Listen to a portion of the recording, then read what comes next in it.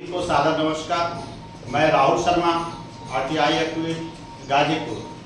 आज हम चर्चा करेंगे बहुत ही महत्वपूर्ण विषय पे, और जिस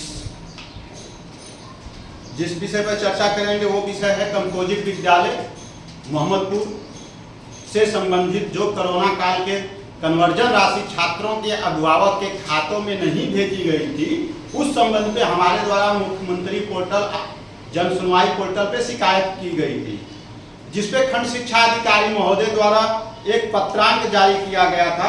पत्रांक 737/2025-26 आप देख सकते हैं पत्रांक की कॉपी, और ये पत्रांक जारी हुआ था 15/9/2025 को। ये खंड शिक्षा अधिकारी महोदय के द्वारा जिला बेसिक शिक्षा अधिकारी गाजीपुर से कन्वर्जन राशि भेजने हेतु, छात्रों के अभिभावक के खाते में भेजने हेतु जिला बेसिक शिक्षा अधिकारी महोदया से अनुमति मार्गदर्शन मांगा गया था। इस संबंध में काफी दिन बीत जाने के बाद भी अनुमति नहीं मिलने पे हमारे द्वारा जन सूचना के अधिकार अधिनियम 2005 के तहत सूचना मांगी गई थी। सूचना हमको जिला बेसिक शिक्षा अधिकारी महोदय से मांगा गया था। उस संबंध में जो पूर्व में सूचना मांगा गया था उसी की प्रतिलिपि दी गई थी। इसके बाद प्रथम अपील जारी किया गया था।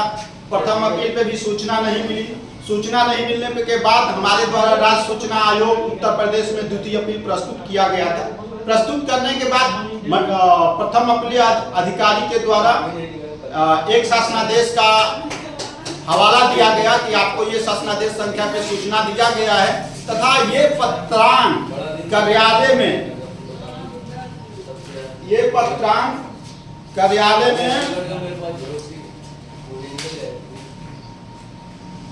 रिकॉर्ड में नहीं है, ये बताया गया था। माननीय मंडलीय सहायक शिक्षा निदेशक बेसिक बनारस के द्वारा आप देख सकते हैं, इसमें साफ साफ लिखा गया है कि मानी गई जो सूचना है कंपोजिट विद्यालय से कार्यालय के रिकॉर्ड में नहीं है। हमारे द्वारा इस पे भी राज्य सूचना आयोग को मेल के द्वारा अपना जो राय था हमने रखा था, और आज हमारे सुनवाई हुई। राज्य सूचना आयोग में आज सुनवाई हुई, और आयोग में साफ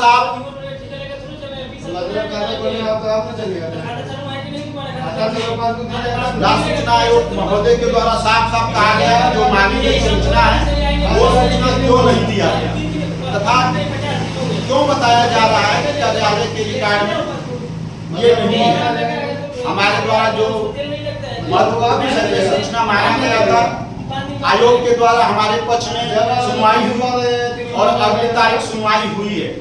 साथियों, ये बहुत ही महत्वपूर्ण विषय है। कोरोना काल के कन्वर्जन धनराशि से संबंधित जो जन सूचना के अधिकार के अधिनियम के तहत 3 लाख रुपया लगभग धनराशि बताई गई थी, वो भी हकीकत नहीं है। 3 लाख से ज्यादा भी धनराशि हो सकती है, क्योंकि आज तक हमारे द्वारा लगभग 10 या 9 आरटीआई द्वारा सूचना मांगी गई है कंपोजिट विद्यालय मोहम्मदपुर से संबंधित, लेकिन किसी भी विषय में हमको सूचना पूर्ण रूप से नहीं मिला है। हर सूचना असत्य दिया गया है, भ्रामक सूचना दी गई है।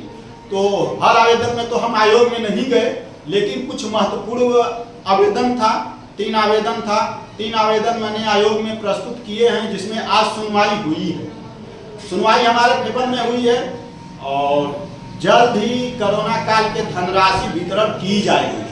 जब तक कोरोना काल की धनराशि वितरण नहीं की जाएगी छात्रों के अभिभावक के खातों में, तब तक हमारे द्वारा लड़ाई लड़ी जाएगी। भले ही हमें कोर्ट में जाना पड़े। सम्मानित साथियों, बहुत ही विषय महत्वपूर्ण है। जो काम जनप्रतिनिधियों का था, जनप्रतिनिधियों ने वो काम नहीं किया, तो हमारे द्वारा किया जा रहा है। यह लड़ाई एक संघर्ष है, और हम अपने लिए नहीं लड़ रहे हैं, उन बच्चों के लिए लड़ रहे हैं जो बच्चे सरकारी विद्यालय में पढ़ते हैं, जिनके माता पिता की आर्थिक स्थिति सही नहीं है। उन्हीं के बच्चे जो मध्यम वर्गीय परिवार हैं, उन्हीं के बच्चे सरकारी विद्यालय में पढ़ते हैं। और उनकी लड़ाई कौन लड़ेगा? जनप्रतिनिधि नहीं लड़ेंगे, वोट तो जनप्रतिनिधि ले रहे हैं, तो उनको लड़ाई लड़नी चाहिए। लेकिन जनप्रतिनिधियों के द्वारा लड़ाई नहीं लड़ी गई। साफ साफ उसमें पता चलता है किन किन लोगों का हाथ है। और धनराशि वितरण नहीं हुई तो कोर्ट में जाएंगे हम। और छात्रों की पोषण की धनराशि थी कोरोना काल की, और आपको वितरण करना ही पड़ेगा महोदय। कुछ बच्चे विद्यालय से पढ़कर जा चुके हैं, उन छात्रों को भी धनराशि आपको देना पड़ेगा। और ब्याज सहित हमारे द्वारा लगातार मांग किया जा रहा है कि कोरोना काल के छात्रों का जो धनराशि है पोषण की वो दी जाए, और आप लोगों का सहयोग चाहिए। सम्मानित साथियों, आप लोगों को पता है कि पंचायत चुनाव भी आ चुका है, तो इस बार आप पूछिएगा जनप्रतिनिधियों से, वो प्रत्याशियों से कि हमारे बच्चों की हक जब छीना गया तो आप कहां सो रहे थे? जब तक आप नहीं पूछिएगा तब तक आपका हक नहीं मिलेगा। बाबा भीमराव अंबेडकर साहब बोले थे, क्या बोले थे? शिक्षा वो दूध की सेवनी है, जो पिएगा वो दहाड़ेगा। तो आप शिक्षा के नाम पे वोट दीजिए, नारी गली पे वोट नहीं है। आप नारी गली पे वोट दे रहे हैं, जात पात पे वोट दे रहे हैं, दारू मुर्गा पे वोट दे रहे हैं, कंबल पे वोट दे रहे हैं। तो इसी तरह आपके बच्चों की धनराशि लूटी जाएगी, और वही पैसे से ये सब होता है। आप सचेत होइए और अच्छे ईमानदार जनप्रतिनिधि को चुनिए, ताकि आने वाले समय में आपको बच्चा का भविष्य जो है वो निरंतर आगे ले जाए। धन्यवाद साथियों, आप लोगों का बहुत बहुत आभार। आप लोगों ने काफी हमारा सहयोग दिया, और आप लोगों के ही सहयोग से ये लड़ाई हमारे द्वारा लड़ी जा रही है। अगर आपका सहयोग और आशीर्वाद नहीं मिलता तो ये लड़ाई हम कभी नहीं लड़ पाते। आज राष्ट्रीय सूचना आयोग में सुनवाई था, तो हमारे द्वारा अवकाश लेकर एक दिन की हाजिरी बर्बाद करके आज हमने सुनवाई में शामिल हुआ। किसके लिए?